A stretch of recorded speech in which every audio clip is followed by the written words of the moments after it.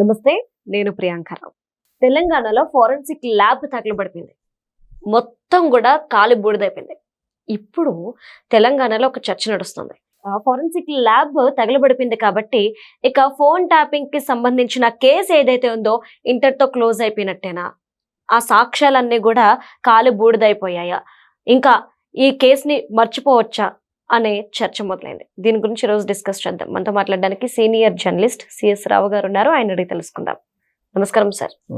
ఎప్పుడైతే తెలంగాణలో forensic lab తగలబడిపోయిందో అందరూ అక్కడ ఏమై ఉంటుంది, ఎలా తగలబడిపోయింది అనే అనుమానాల కన్నా ఫోన్ ట్యాపింగ్ కేసు అటకెక్కినట్టే ఇంకా మర్చిపోవచ్చే అనే క్వశ్చన్ ని రేస్ చేసేస్తున్నారు. అసలు ఎలా చూడాలి, ఎలా తగలబడింది? అది ఒక కోణంలో నుంచి ఫోన్ ట్యాపింగ్ కేసు సంబంధించి అటకెక్కినట్టు దానికి సంబంధించిన ఆధారాలు కాలిపోయినాయి అని చెప్పి ఒక కోణం నుంచి చెప్తున్నారు. అవును సార్.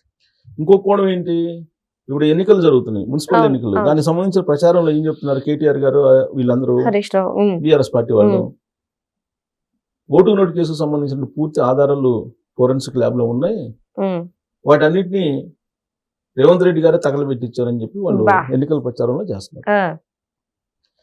అసలు అత్యంత బాధాకరమైనటువంటి విషయం ఏంటంటే, ఫోరెన్సిక్ ల్యాబ్ అనేది చాలా విలువైనటువంటి సమాచారం ఉన్నటువంటి ఆఫీస్ అది. అవును సార్. దాదాపు 100 కోట్లకు పైగా విలువైనటువంటి పరికరాలు అక్కడ ఉన్నాయి.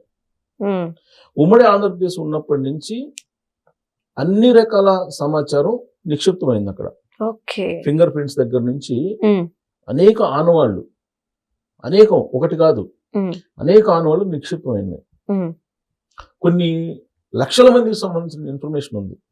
ఇది అసంఘిక శక్తులు కానీ, దొంగలు కానీ, దోపిడీదారులు కానీ, ఇవన్నీ ఉన్నాయి, ఉగ్రవాదులు కానీ, నక్సలైట్లు కానీ, వీటన్నిటికి సంబంధించిన ఇన్ఫర్మేషన్ దాంట్లో నిక్షిప్తమైంది. వీళ్ళు దాన్ని ఒకరి మీద ఒకరు వేసుకొని పొలిటికలైజ్ చేస్తున్నారు ఇద్దరు. దాని సీరియస్నెస్ ఏంటి అసలు? ఎప్పుడో ఉమ్మడి ఆంధ్రప్రదేశ్ లో ఉన్నప్పుడు ఏర్పాటు చేసినటువంటి ల్యాబ్ అది, ఫోరెన్సిక్ ల్యాబ్. దాంట్లో ఉన్నటువంటి ఆధారాలను బేస్ చేసుకొని నేరాలని ఇమీడియట్ గా వాళ్ళు పరిశోధిస్తారు. నేర పరిశోధనకి ఉపయోగపడేటువంటి సమాచారం మొత్తం ఉంటుంది. మనం ఎగ్జామ్ రాయాలనుకోండి, ఎగ్జామ్ రాయాలంటే లైబ్రరీకి వెళ్తే బుక్స్ రిఫర్ చేసుకుంటాం కదా, సేమ్ అలానే ఫోరెన్సిక్ ల్యాబ్ కు సంబంధించి నేరాలు ఏదైనా జరిగినప్పుడు ఆ నేరాలకు సంబంధించిన పూర్వపరాలకు సంబంధించిన పూర్తి సమాచారం అక్కడ దొరుకుతుంది. రెఫరెన్స్ మొత్తం బూడిదైపోయింది. ఇప్పుడేం లేవు ఆధారాలు. అక్కడ విత్ ఇన్ అవర్స్ లో మొత్తం కాలిపోయింది, బూడిదైపోయింది. ఎందుకు కాలిపోయింది ఏంటంటే ఇప్పటి వరకు ఇతిమిద్దంగా తెలియదు. షార్ట్ సర్క్యూట్ అంటే జనరల్ గా అగ్ని ప్రమాదం జరగగానే ఏమంటారు, షార్ట్ సర్క్యూట్ అంటారు, ఇదే అంటారు. కానీ ఇప్పుడు నమ్మడానికి లేదు. ఎందుకు నమ్మడానికి లేదు షార్ట్ సర్క్యూట్ అని చెప్పి అని అంటే, ఎలా ఇప్పుడు 2023 ఎలక్షన్స్ అయిపోయిన తర్వాత ఎస్ఐబి ఆఫీస్ లో, స్పెషల్ ఇన్వెస్టిగేషన్ బ్యూరో ఆఫీస్ లో ఇంటెలిజెన్స్ ఎంత అక్కడ ఏం జరిగింది, కంప్యూటర్స్ ని, హార్డ్ డిస్క్ ని, పెన్ డ్రైవ్స్ ని, మొబైల్స్ ని, వీటన్నిటిని తీసుకెళ్లి మూసీ నదిలో పడేశారు. కొన్నిటినేమో కాల్ చేశారు, తగలబడింది అని చెప్పారు. అవునా? అప్పుడు మరి అక్కడ షార్ట్ సర్క్యూట్ అయిందా? కాలేదుగా. దాన్ని ఇన్వెస్టిగేషన్ చేస్తే రాధాకిషన్ రావు, ప్రణీత్ రావు, ప్రభాకర్ రావు, ఈ బ్యాచ్ మొత్తం, రాహుల్ బ్యాచ్ మొత్తం ఇన్వెస్టిగేషన్ చేస్తే వాళ్ళు ఇచ్చినటువంటి వాంగ్మూలాన్ని బేస్ చేసుకొని ఫోన్ ట్యాపింగ్ కేసు సంబంధించిన ఫైనల్కి వచ్చింది. ఫైనల్లో అసలు ఎవ్వరు సూత్రధారి అనే దాని మీద ఇన్వెస్టిగేషన్ కూడా చేశారు. కేసీఆర్ గారిని పిలిచి రీసెంట్ గా, అవునా, తెలుసుకునే ప్రయత్నం చేస్తూ కేసీఆర్ గారిని కూడా పిలిచారు. అంటే ఇంకా అర్థం ఏంటి, కొన్ని వందల మందిని విచారించిన తర్వాత అసలు సూత్రధారి ఎవరు అనేది ఫైనల్ చేసి శిక్షించేటువంటి లేదంటే అరెస్ట్ చేసేటువంటి సమయంలో ఈ మొత్తం కాలిపోయిందని అంటే ఏమనుకోవాలి, ఎవరు చేస్తుంటారని చెప్పి అనుకోవాలి అనేది ఒక పాయింట్. రెండేంటి, ఓటుకు నోటు కేసుకు సంబంధించి కూడా ఒకవేళ ఇన్వెస్టిగేషన్ చేస్తుంటే ఆ ఇన్వెస్టిగేషన్ సంబంధించిన రిపోర్ట్ కూడా అక్కడ ఉంటుంది. ఎందుకంటే ఫోరెన్సిక్ ల్యాబ్కి అప్పుడు పంపించారు వాయిస్ అదంతా కూడా. ఆ ఇన్ఫర్మేషన్ ని లేకుండా చేశారు, అప్పట్లో ఉన్నటువంటి ఇన్ఫర్మేషన్ లేకుండా చేశారు అని చెప్పి ఇప్పుడు బీఆర్ఎస్ పార్టీ వాళ్ళు ఎలక్షన్ సందర్భంగా ప్రచారం చేస్తున్నారు. అయితే ఈ ఫోరెన్సిక్ ల్యాబ్ తగలబట్టడానికి ముందు రేవంత్ రెడ్డి గారు బహిరంగ సభలో ఏం చెప్పారు, భార్యాభర్తలు మాట్లాడుకునేటువంటి విషయాన్ని కూడా తెలుసుకొని ఫోన్ ట్యాపింగ్ ద్వారా తెలుసుకొని ఆనందించారు, ఇంత దుర్మార్గులు ఇల్లు అని చెప్పి ఆయన కామెంట్ చేశారు. ప్రతి పొలిటికల్ మీటింగ్ లో కూడా ఖచ్చితంగా వీళ్ళు ఫోన్ ట్యాపింగ్ లో వీళ్ళని క్షమించకూడదు, భార్యాభర్తలు మాట్లాడుకుంది కూడా వీళ్ళు విన్నారు కాబట్టి వీళ్ళని శిక్షిస్తాను, వీళ్ళని అరెస్ట్ చేస్తానని చెప్పి ఎలక్షన్ అయిపోగానే నేను చేసే పని అదేనని చెప్పి రేవంత్ రెడ్డి గారు చెప్పారు. ఇంకేం చేస్తాడు? ఆధారాలు ఉండాలి కదా, ఆధారాలు లేకుండా ఏం చేస్తారు? ఆధారాలు ఉంటేనే అరెస్ట్ చేస్తారో లేదనేది సందేహం. ఆధారాలే లేకపోతే ఇంకా అరెస్ట్లే ఉంటాయి. ఒక పాయింట్. రెండేంటి, ఇప్పుడు ఉమ్మడి ఆంధ్రప్రదేశ్ లో మరో కేసు కూడా ఉంది. ఏంటది? ఇంకో కేసు. ఆంధ్రప్రదేశ్ ప్రభుత్వం ఆ రోజు కేసీఆర్ గారి ప్రభుత్వం ఫోన్ ట్యాపింగ్ చేసిన ఆంధ్రప్రదేశ్ కు సంబంధించిన ముఖ్యమంత్రి అనేటువంటి కేసు కూడా ఉంది. దానికి సంబంధించినటువంటి కూడా ఉంటాయి ఇన్ఫర్మేషన్.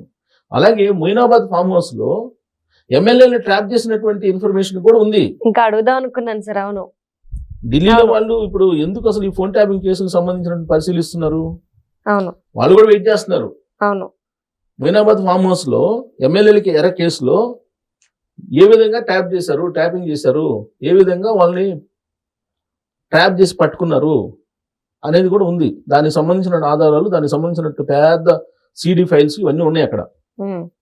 వాటిలో కొన్నిటిని సమ్అప్ చేసేసి అన్ని రాష్ట్రాలకు సంబంధించిన హైకోర్టు చీఫ్ జస్టిస్లకి, సుప్రీంకోర్టు చీఫ్ జస్టిస్కి, ఆయా రాష్ట్రాల్లో ఉండేటువంటి పార్టీల అధినేతలకి అందరికీ ఆ రోజున కేసీఆర్ గారు ముఖ్యమంత్రి హోదాలో పంపించారు.